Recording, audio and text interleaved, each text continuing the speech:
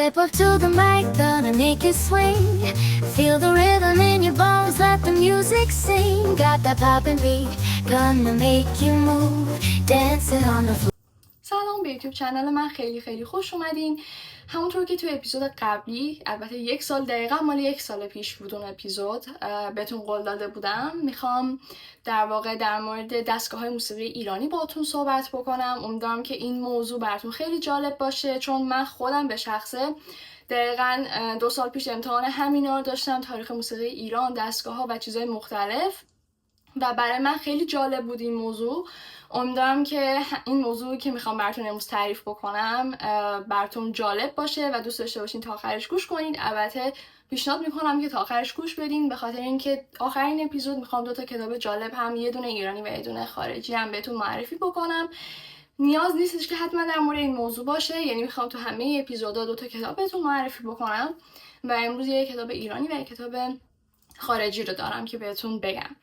فقط موضوع امروز همونطور که گفتم در مورد ردیف موسیقی از 2 تا دیدگاه مختلف، یعنی تئوری جدید و تئوری قدیم، که کامل میام در موردش صحبت میکنم. ولی قبل از اینکه بریم به اصل موضوع باید بهتون 3 تا چیز رو توضیح بدم. یکی اینکه ردیف چیه، دستگاه موسیقی اصلا چیه، و اینکه اصلا تئوری و این چیزا به چه درد ما میخوره و ما چرا باید بدونیمش.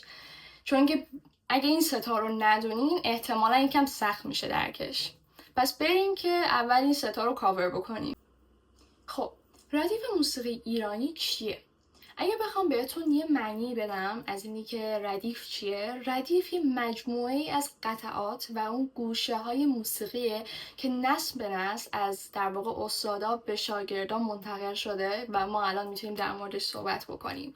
حالا این گوشه ها توی در واقع یه اوردر و یه ترتیب خاصی قرار گرفتن و به ما یاد میدن که چطور اون حس و حال موسیقی ایرانی رو درک بکنیم و حتی اگه موسیقی بلدیم، ساز بلدیم بزنیم، بتونیم روی ساز خودمون، حالا رو سنتور، ستار، هرچی، بتونیم اینا رو اجرا بکنیم. و بخوام یکم عمیق‌تر بهش نگاه بکنیم، در واقع ردیف مثل یه دایره المعارف سنتیه که حالا توش تمام احساس و اون فضای صوتی ایران توش ثبت شده و شما کامل میتونید اون ایرانی بودن و اون اصیل بودن اون موسیقی و اون فرهنگ و همه این چیزها رو با شنیدن اون نوت‌ها بتونید درکش بکنید. پس این یه توضیح کاملی بود از اینی که اصلا ردیف چیه. دومین موضوع در مورد دستگاه. اصلا من الان اول ویدیو به شما گفتم میخوایم بررسی بکنیم دستگاه های ایرانی، دستگاه موسیقی ایرانی یعنی چی. خب دستگاه یه ساختار موسیقیه که توش در واقع خودش چند تا گوشه داره.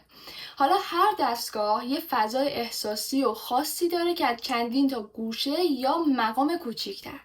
مقام اسم دیگهش همون دستگاهه، یعنی در واقع هر دستگاه به یه فضای احساسی خاصی داره که از یه دستگاه ها یا مقام های کوچیکتری تشکیل شده.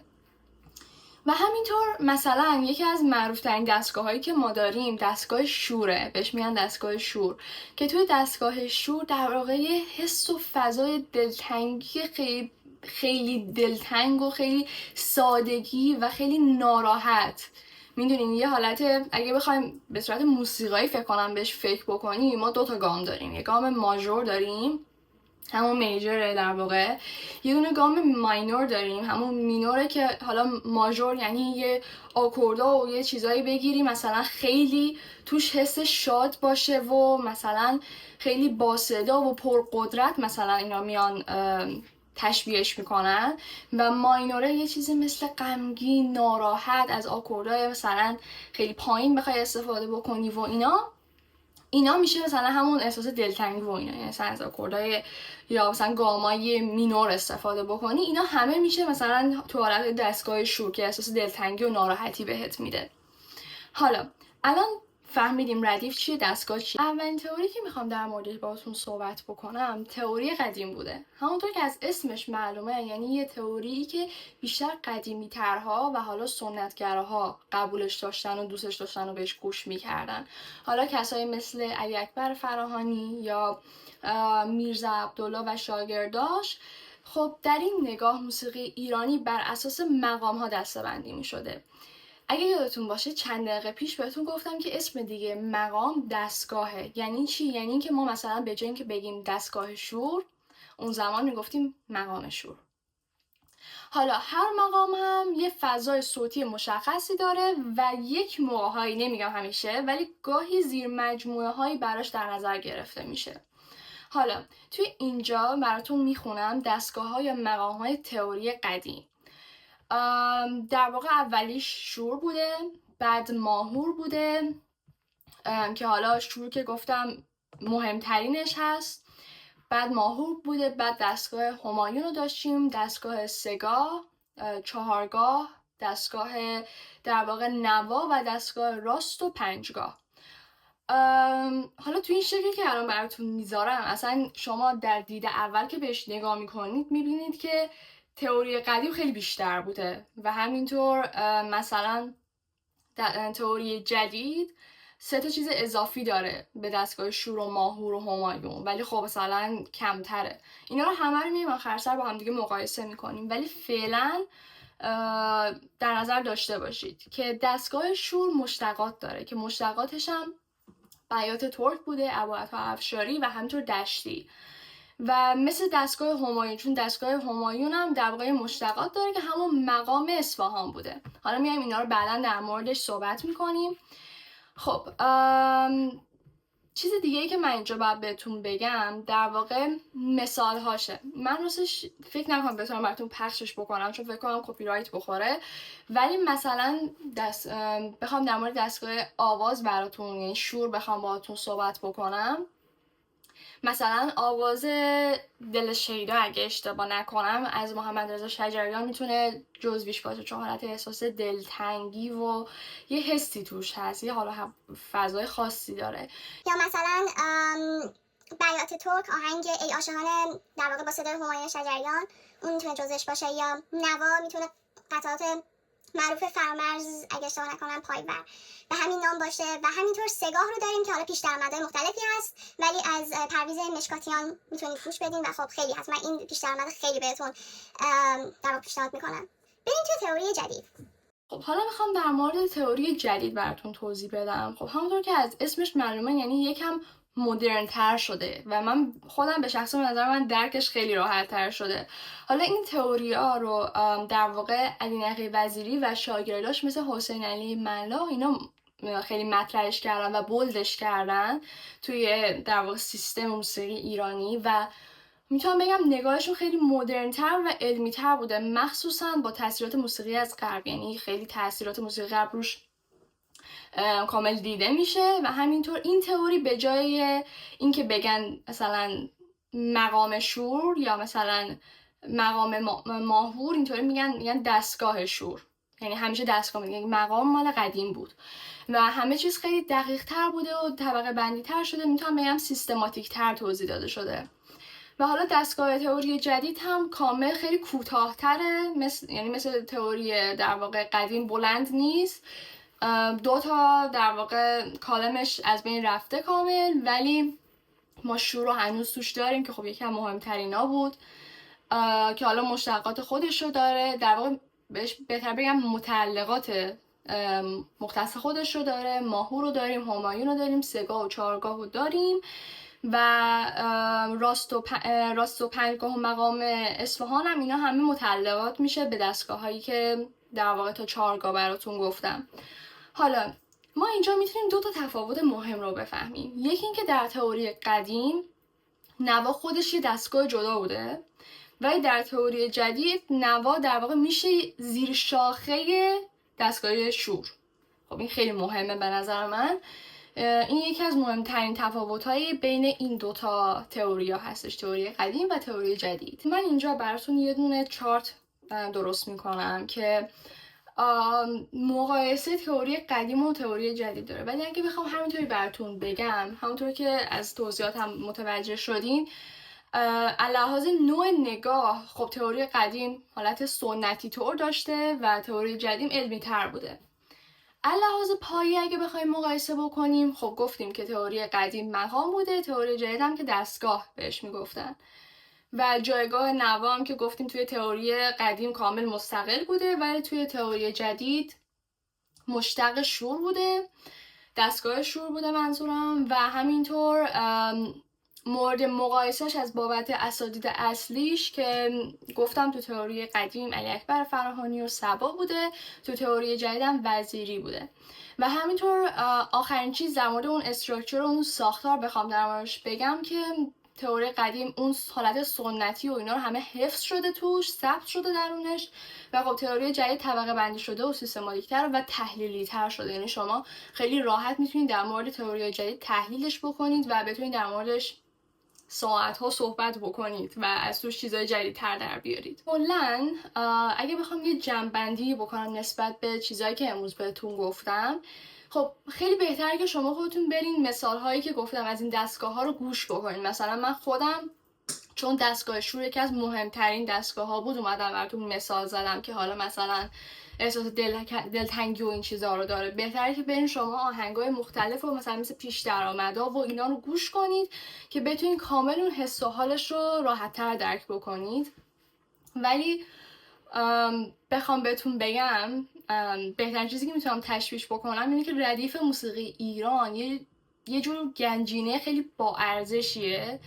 حالا چه با تئوری قدیم پیش بریم و حالا چه با تئوری جدید بخوایم پیش بریم، اصل موضوع اینه که بتونیم احساسات انسانی رو با موسیقی ایرانی بیان بکنیم که خب به نظر من خیلی شدنیه. این فقط موسیقی خارجی و غربی نیستش که بتونن اون احساس رو بیان بکنن و هر تئوری نگاه خاص داره، ولی هدف در واقع جفتشون یکیه که هدف هر دوشون هم حفظ و گسترش موسیقی اصیل ایرانیه. کاری که من خیلی سعی دارم میکنم که اینو گسترشش بدم، حالا به هر طوری شده درست کردن کانتنت های مختلف و اینا.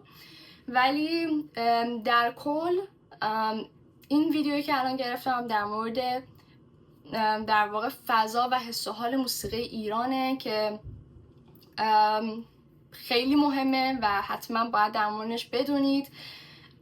همیشه موسیقی حالا چه ایرانی چه خارجی با شما با هر نوتی که میزنید، تو هر تونالیته‌ای که میزنید، تو هر گامی که میزنید، اصلا تو هر فضا و حس و حالی که میزنید، در واقع اون حس و حالی که شما دارین به اون ساز منتقل میشه. یعنی با مثلا هر نوتی که روی ساز میزنید اون حس رو به اون شنونده میده که شما الان در حال حاضر چه حسی دارین. بخاطر همین به نظر من نوت‌های موسیقی در واقع تنها برای من که اینطوری بوده، یعنی من خودم اگه بخوام یه حرفی رو بزنم یا سر یه چیزی فکرم خیلی درگیر کرده باشه بشینم نوت بنویسم در موردش، خیلی راحت‌تر میتونم بیانش بکنم تا اینکه بتونم صحبت کنم. مثلا یه دونه مثالش اینه که من چند وقت پیش خیلی درگیر بودم و همینطور شروع کردم برای خودم به نوت نوشتن.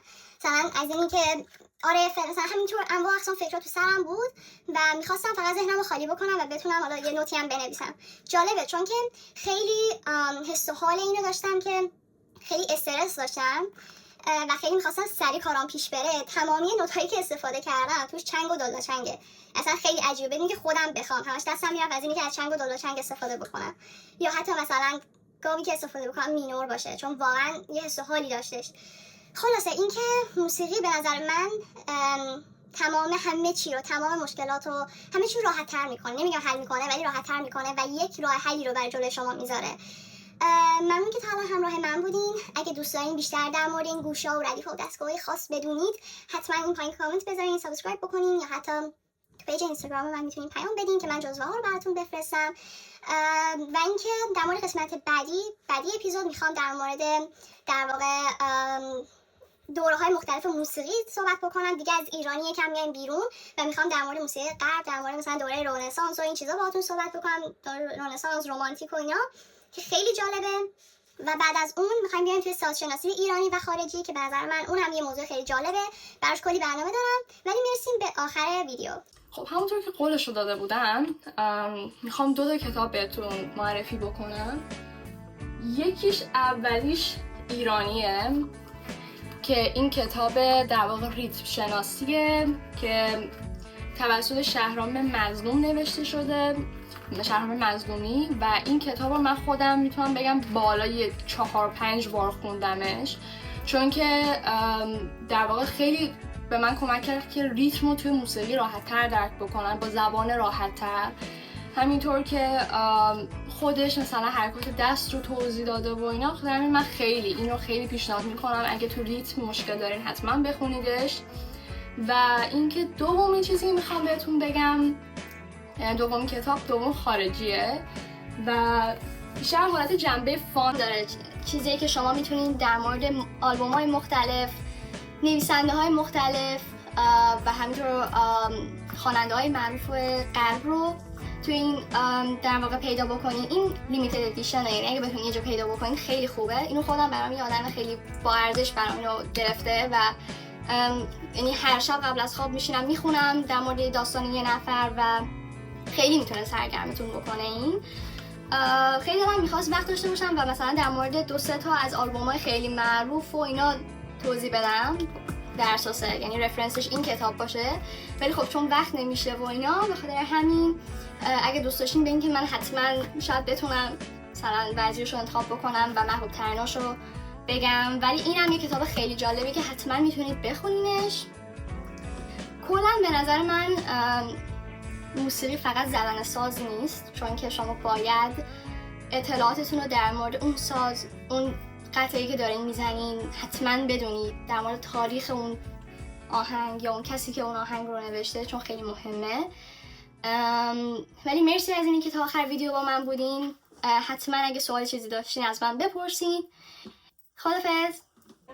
ترسون یواش یواش اومدم در خونتون، ترسون ترسون لرزون لرزون اومدم در خونتون، یک شاخه گل در دستم سر راهت، بنشستم از پنجره منو دیدی مثل گلها خندیدی وای.